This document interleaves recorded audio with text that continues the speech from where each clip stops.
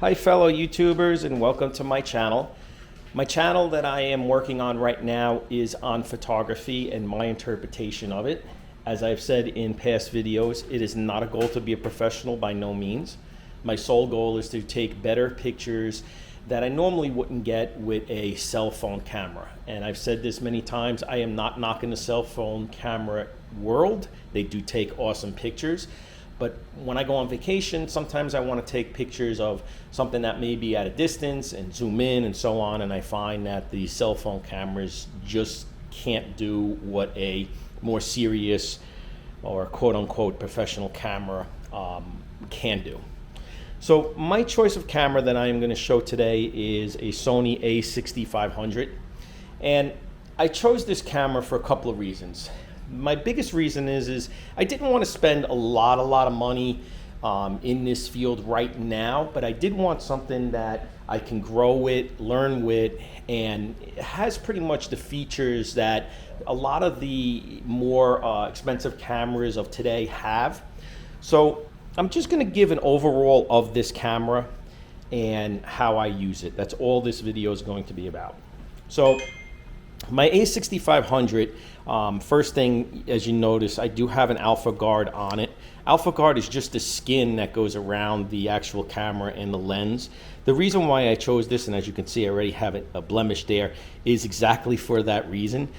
It helps protect the camera in the real world. You know, again, are we worried about scratches and scrapes? Yeah, maybe, I don't know. But for me, I put it on there because I want to try to keep it as long as I can in the best looking condition. And who knows, maybe if I get more serious in this field, I'll upgrade and trade this camera in. And when it looks, really good, when you take the skin off, it has a little higher value than what it would be if you saw scratches and so on. So the a65 camera, the reason why I picked this camera was I wanted something that is decent with photos with regards to its sensor size. So this is an APS-C camera. So if you went from full frame being the biggest sensor, or one of the biggest sensors, because they do make sensors a little bit bigger than that now, it's basically one notch down from a full frame camera, okay? Now, another reason why I chose this versus a full frame camera is for its size. I found that a lot of the full frame cameras are much bigger. And for me, when I'm on vacation, I don't want to carry around really big equipment. I want to carry around good stuff, but I also want to keep it in line with something that I'm going to, carry all day long, maybe in the hot summer Florida heat or anything like that. So I want to have something that I'm going to be comfortable with. So I chose this one again for its size. I also chose it because it is a camera that has IBIS in it. IBIS is in-body image stabilization. So this is great when you want to take some of the darker images or nighttime photography. It allows the camera to have less shake, thus allowing you to go with slower speeds or on the camera. So in other words, your shutter speed, you can hold it a lot slower without having to put it on a tripod and still get a decent image. The lens that I chose is a lens that I did a lot of research on, and it's one that a lot of people that I've noticed have commented on greatly in a lot of the forums. And that is a Sigma 18-50 set aperture of 2.8. So through the entire range of 18 to 50, it is locked at 2.8, which is awesome for the lower light pictures that I choose to produce. I also, just to say this, this is my main lens, but sometimes I want further reach. So for example, I was recently down in Disney and I chose to rent a full frame lens, and that was a Tamron 70 to 180 set f2.8 aperture. The reason why I rented it was because I wanted to go with a further reach. And when you put that lens on an APS-C camera, its reach is even further.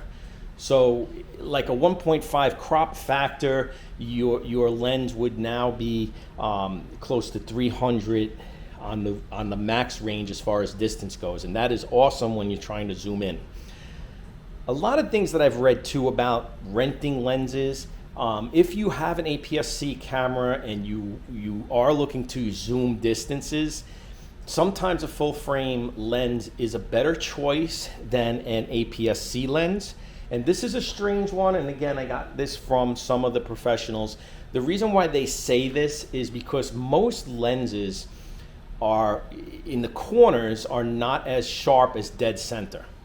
So if you have a full frame camera and you're using a full frame lens, the edges of that lens may not be as sharp as the dead center.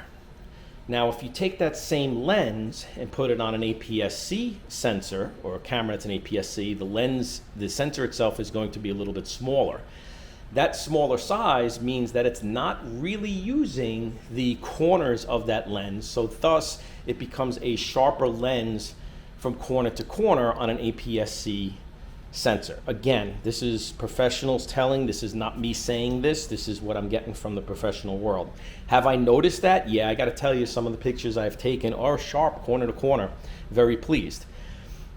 But one of the things that I say, and people who are starting out, and this is the best advice I can give anybody, is don't be afraid to rent stuff.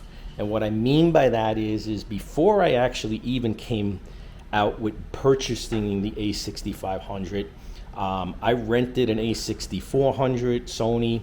I rented a full frame Sony, which was I believe it was an a7 III, which was a camera that a lot of people or in the professional world talked about. I found it to be a little too heavy. Again, for my needs, it's when I go out and want to take pictures, again, vacations and so on. I don't want to carry anything way too heavy, but I want something much better than, again, my cell phone can do. And I did rent their newer camera, which was the a6700. For me, again, it was overkill. And will I get to that level? Maybe, I don't know. I mean, I'm very comfortable with this camera right now. And its features pretty much do everything that I want it to do for now. As I learn, sure, maybe I may go with something, a little bit better, maybe even dabble in the full frame world. But for now, starting out, my best advice, again, rent some cameras, see what works for you, and go what you're most comfortable with. Again, this was a perfect size camera for me. I've carried this through Disney, all 4 parks, all day long, all night long, and I didn't even know I had it because I have a mount where I mounted it onto a shoulder strap for my backpack. It was great, I'm not gonna lie, and I could just clip it off real quick, take my picture, clip it back on.